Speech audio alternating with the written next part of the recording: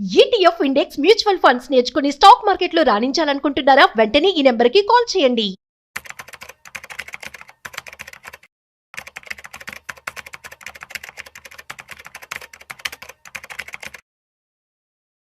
నమస్తే, welcome back to Suman TV. Present మనతో పాటు ఉన్నారు స్టాక్ మార్కెట్ అనలిస్ట్ సుందరామరెడ్డి గారు. నమస్తే సార్. నమస్తే మ్యామ్. సార్, వెండిని చూసుకుంటే ఎప్పటికప్పుడు ఆల్ టైమ్ రికార్డ్స్ సృష్టిస్తుంది అనుకోవచ్చు. మరి పండగ సీజన్లో వెండి ఇలా పెరగడం అనేది దీన్ని ఎలా చూడొచ్చు అంటారు? అంటే ఈ టైంలో మరి వెండి పైన ఇన్వెస్ట్మెంట్ చేయడం అనేది ఎలా అంటారు?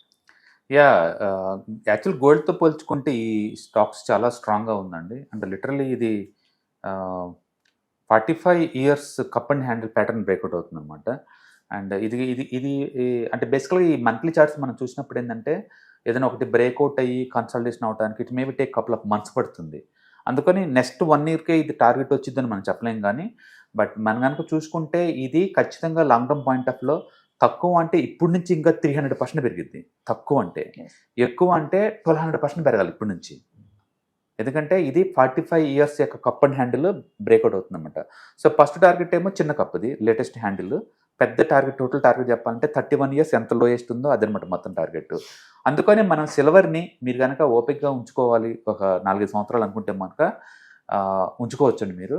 అంటే ఇప్పుడున్న దానికి 3x వచ్చింది నెక్స్ట్ 4-5 ఇయర్స్ కల్లా. But long term point of చాలా ఎక్కువ వచ్చింది. ఆ మొత్తానికి సిల్వర్ లాంగ్ టర్మ్ బుల్ మార్కెట్లోకి ఎంటర్ అయింది. గోల్డ్తో సంబంధం లేకుండా ఇది మూవ్ అయ్యే ఛాన్సే ఎక్కువ అవుతుంది అన్నమాట. కాబట్టి కపుల్ ఆఫ్ మంత్స్ సైడ్ వేలో ఉండొచ్చు. But long term point of లో silver entering into the very bullish market. So next 1 or 2 decades silver going to rock. Gold compare to గోల్డ్తో పోల్చుకున్నా సరే ఏ రూట్లో కొంటే ఇది బాగుంటుంది అన్నాం అనుకోండి. ఒకటి ఫిజికల్ సిల్వర్, అండ్ రెండోది జ్యువెలరీ రూపంలో కొనుక్కోవటం, అండ్ థర్డ్ వన్ ఈటీఎఫ్స్లా కొనుక్కున్నారనుకోండి. అన్నిటికన్నా బెస్ట్ థింగ్ ఏంటంటే మీరు ఈటీఎఫ్లా కొనుక్కోండి. ఎందుకంటే మీరు ఫిజికల్ కాయిన్ రూపంలో బిస్కెట్ రూపంలో కొన్నారనుకోండి వాటికి జిఎస్టీ పే చేయాలి. అండ్ జ్యువెలరీ రూపంలో తీసుకున్నా జిఎస్టీ పే చేసుకోవాలి, 3% జిఎస్టీ. అండ్ ఈటీఎఫ్స్ కాకూడదు లేదు. అండ్ రెండోది అండ్ మేకింగ్ ఛార్జెస్ జ్యువెలరీ లాగా మేక్ చేశారనుకోండి వాళ్ళకి 20,000 20% దాకా ఉంటాయి ఈజీగా, అది ఇవ్వాలి. అండ్ లాకర్ ఛార్జెస్ ఉంది అనుకోండి, ఫిజికల్ గోల్డ్ అనుకో అది సిల్వర్ అనుకోండి 24,000 వద్దు ఫర్ యానం. అది 8 years మనం లెక్కేసుకున్నాం అనుకోండి ఫర్ యానం 3,000 ఉంటుంది locker charges. Gold silver gold ఇవి చూసుకుంటే నీకు ఎక్కువ అవుతాయి అనమాట అవన్నీ. అట్లా చూసుకున్నప్పుడు వీటన్నిటితో పోల్చుకుంటే బెటర్ థింగ్ ఏంటంటే గో ఫర్ ది ఈటీఎఫ్ తీసుకుంటే ఒకటే ఒక ఎక్స్పెన్సివ్ రేషియో ఒకటే పడుతుంది నీకు. అది కూడా ఇయర్లీ 1% పడుతుంది అంతే. మిగతా ట్యాక్స్లే ఉండవు, జిఎస్టీ లాంటివి ఉండవు అనమాట. అండ్ ట్యాక్స్లు కూడా ఏంటంటే ఏటికన్నా అన్నిటికీ ఎక్కువ ఉంటాయి. మోర్ దెన్ 1 year ఉంచుకుంటే 12.5% ట్యాక్స్లు పడతాయి.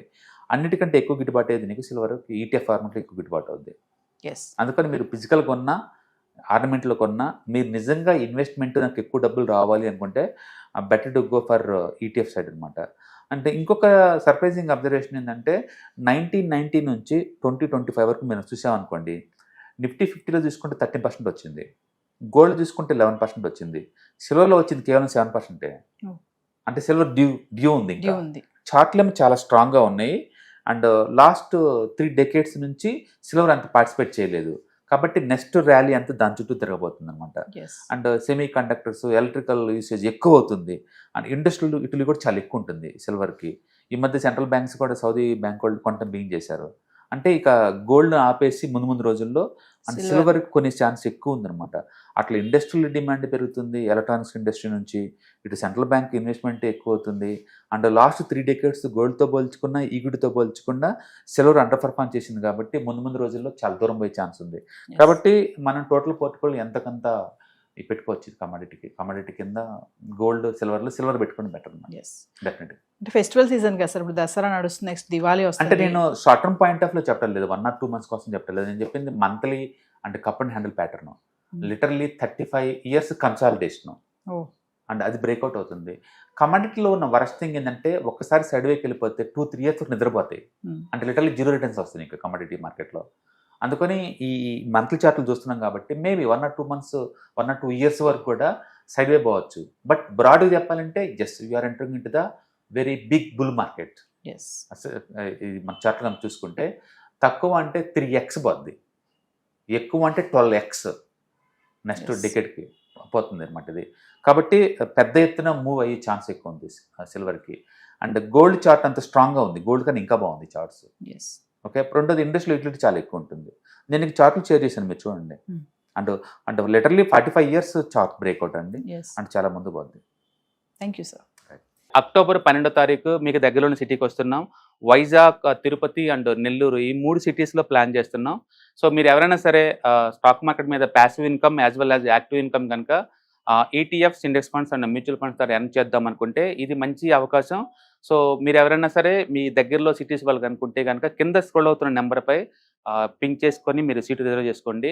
సో ఇంతకుముందుతో పోల్చుకుంటే ఏంటి, ఇంతకుముందు మనం ఓన్లీ ఆన్లైన్లో తీసుకునే వాళ్ళం, ఇప్పుడు దాంతో పోల్చుకుంటే ఇది క్లాస్ రూమ్ ఎన్విరాన్మెంట్లో అనమాట.